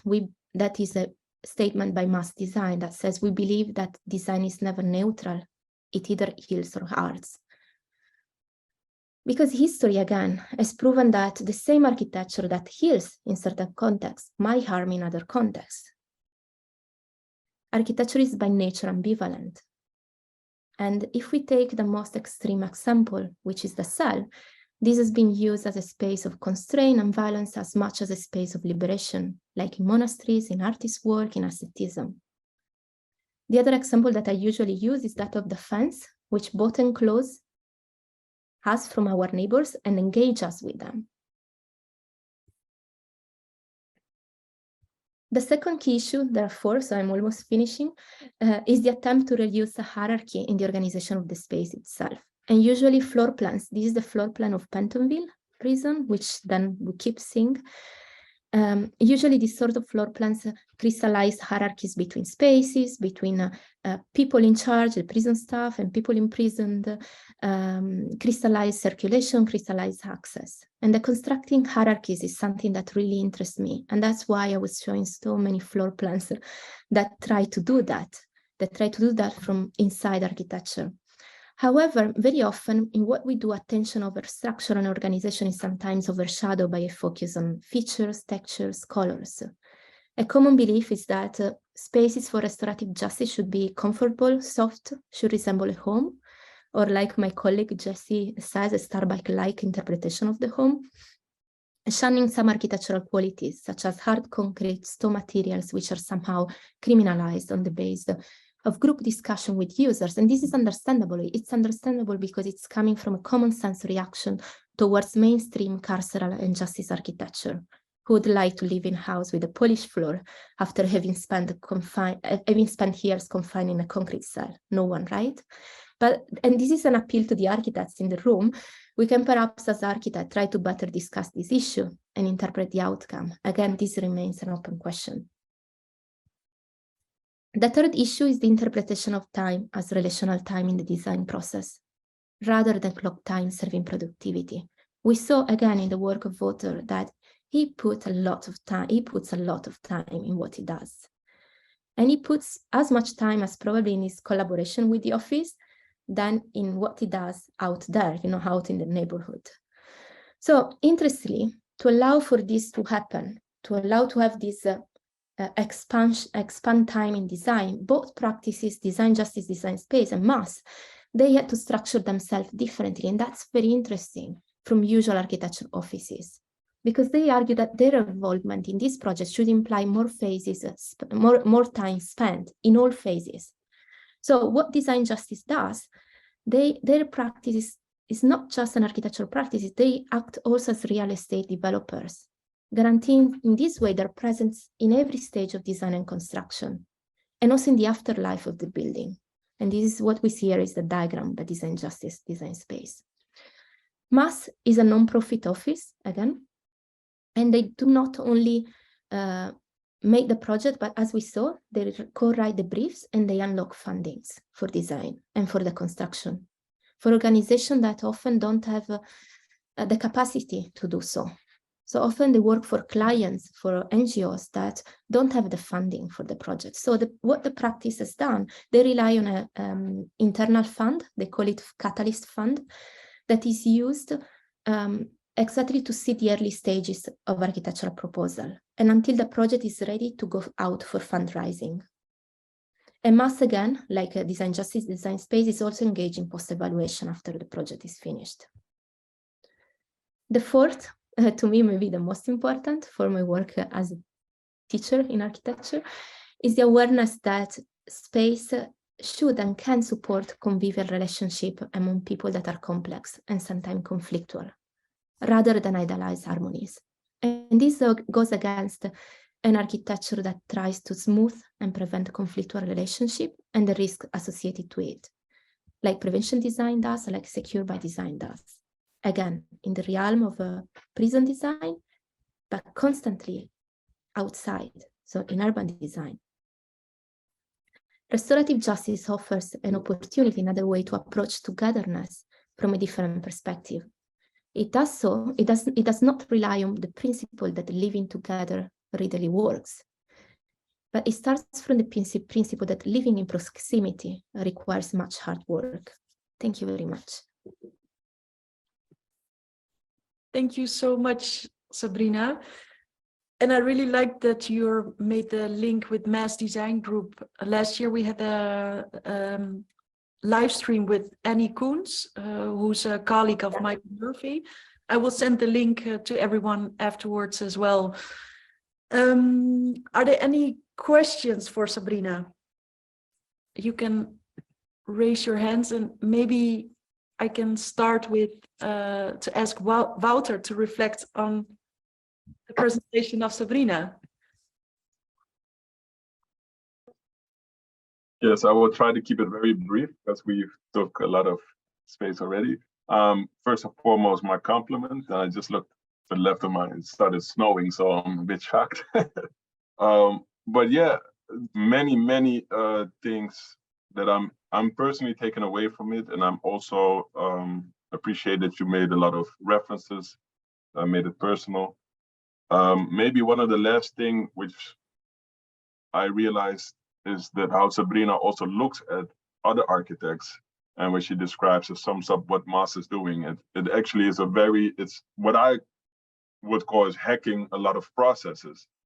Like if you understand some of the business case, where it comes from, if you're co-writing briefs, if you're finding fundings, if you're setting up catalyst funds, if I understand it correctly, you're doing a lot more than what you probably are considered to be doing as an architect, even though I believe all of those elements are part of the job, but it doesn't always need to be worked through. It's more like worked on a generalist approach. But many aspects, I never seen examples like the homely examples of spaces like that, and it really it brings to my attention that a lot of these decision-making processes could be emphasized a lot more in this particular type of architecture. So the routing, the meeting spaces, and for me, it boils down to considering the people that are going to be living there as a completely different than when it's more like considered people that need to be retained somewhere.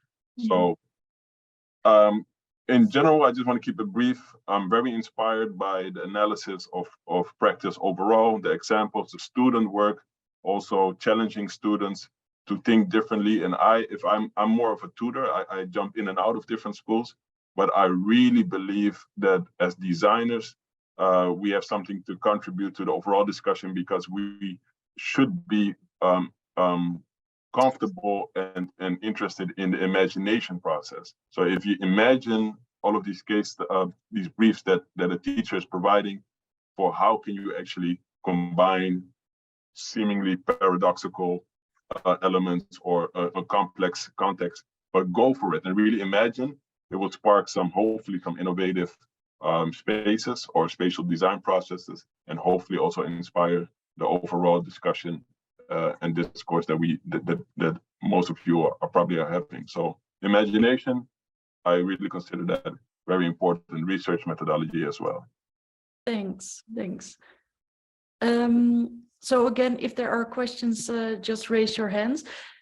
Sabrina, is it fair to say, because I like it that you're because when I asked you to be a speaker, you immediately said, okay, but I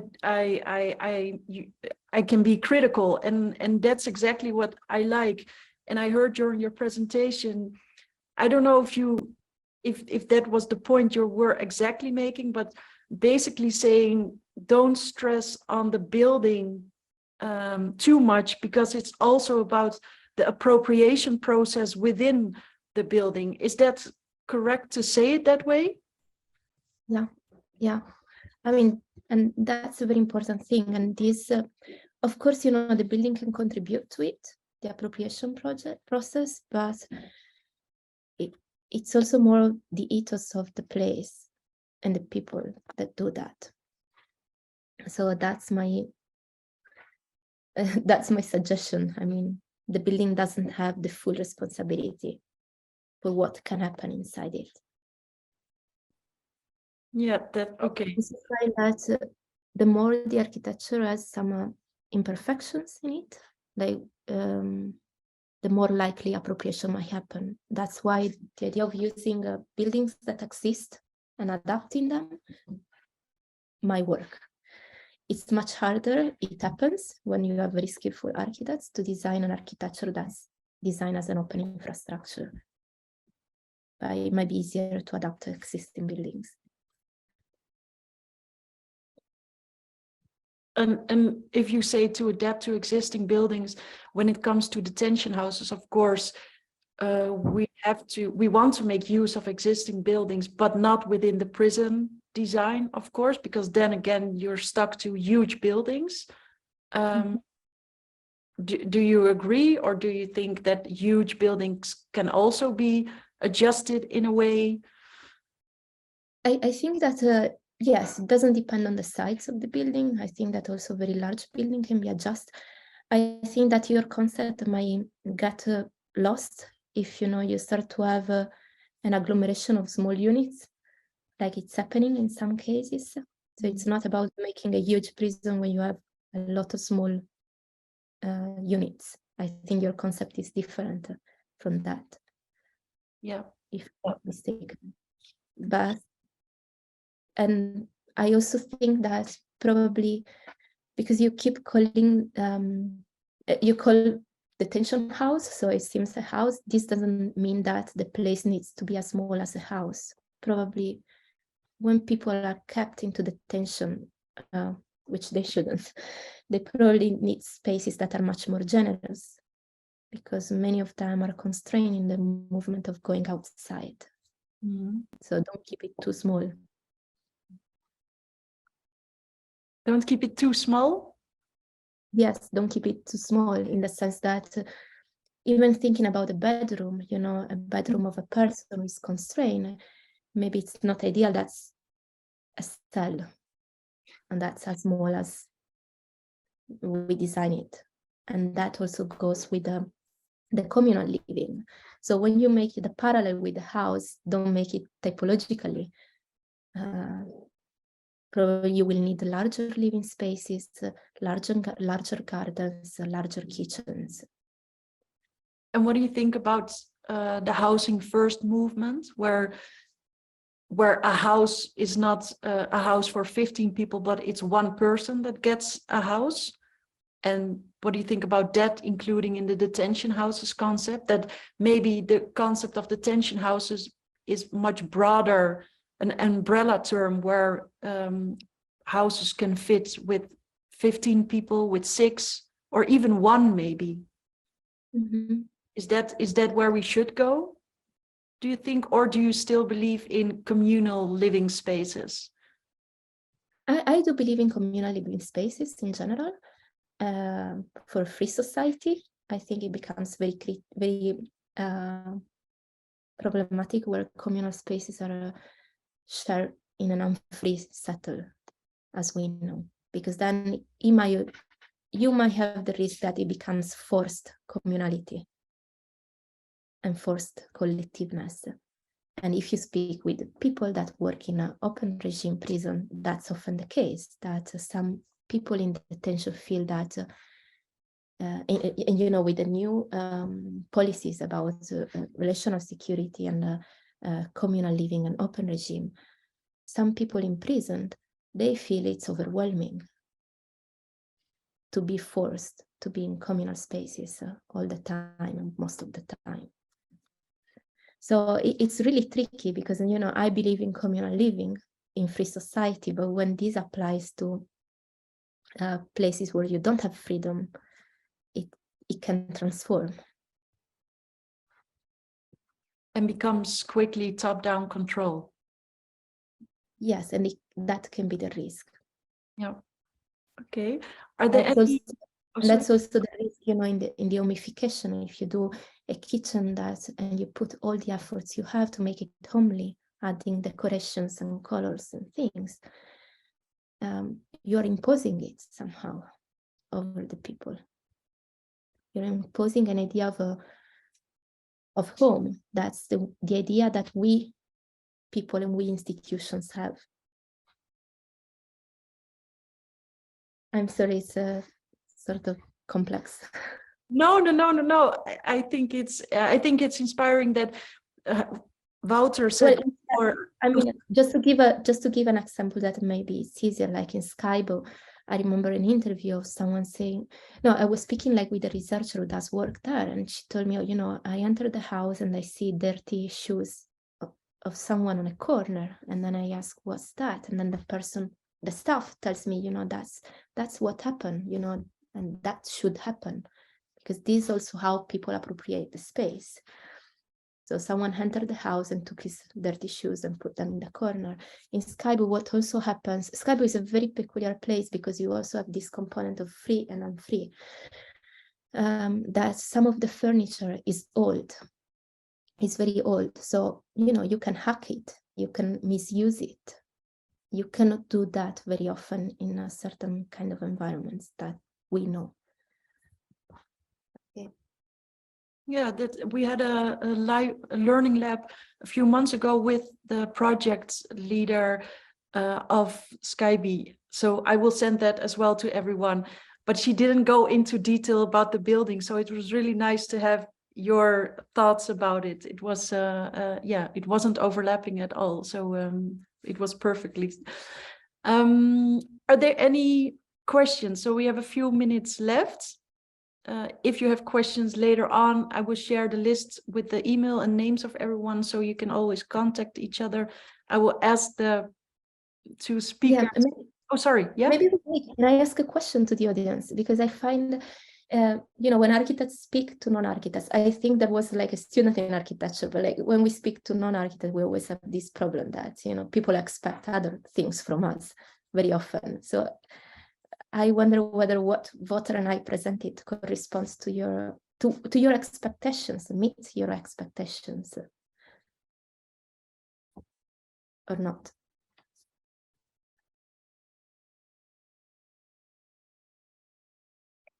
If I may, I think both your presentations went well beyond my expectations, especially as someone who has very little experience and knowledge for everything concerning architecture. So on my end, everything was really clear and well explained. So thank you very much for that. Thank you, Mary. That's reassuring.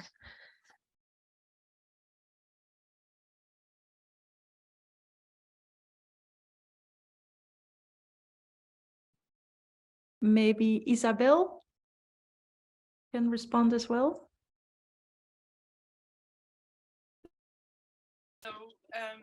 So I don't have a specific question. I found your two presentations very, very interesting. So I was asking for myself, what about territory? In fact, what about this link between inside and outside? So I understood very well you want to build something very interesting at the interface between inside and outside. So I found this approach through communities, through user communities, through epistemic. Sometimes we are very near epistemic communities, practices communities. So it's very interesting according to the routes that can be developed between the prison and territory. But I would like to ask you, how do you integrate enterprises, firms, local firm clusters, local economic activities within your different projects. That's what I'm a bit I don't know how to say, but I'm asking myself how to build with not only social communities, but with enterprises and so on, upstream the project.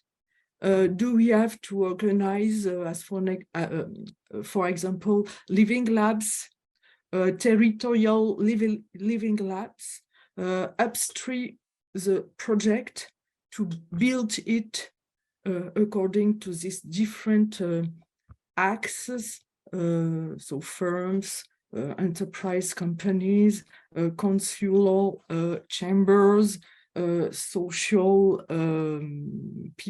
peoples, and so on and so on. I hope you can understand my question. I'm sorry. I'm perhaps not clear, so tell me if it's the case. Wouter, I think the question is for you. Go ahead.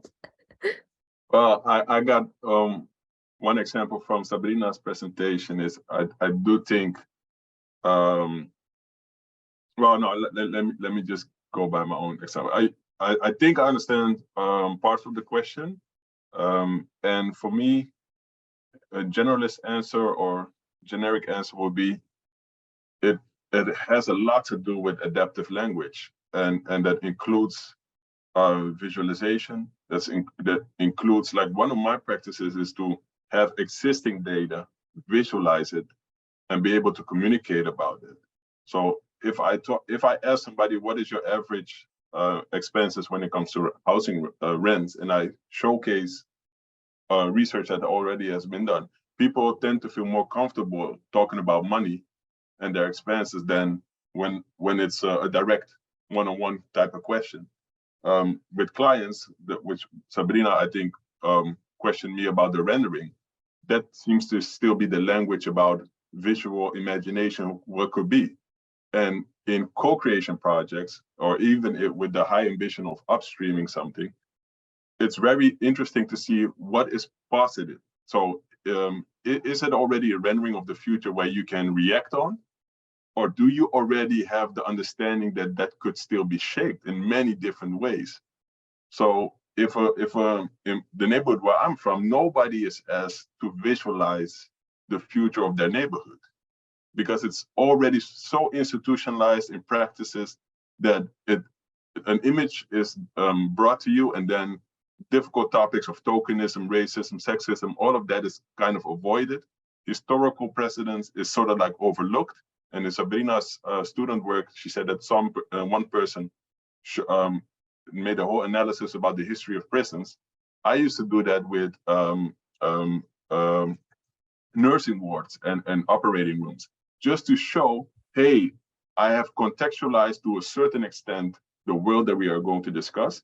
And there's so many points of interest that we can already discuss.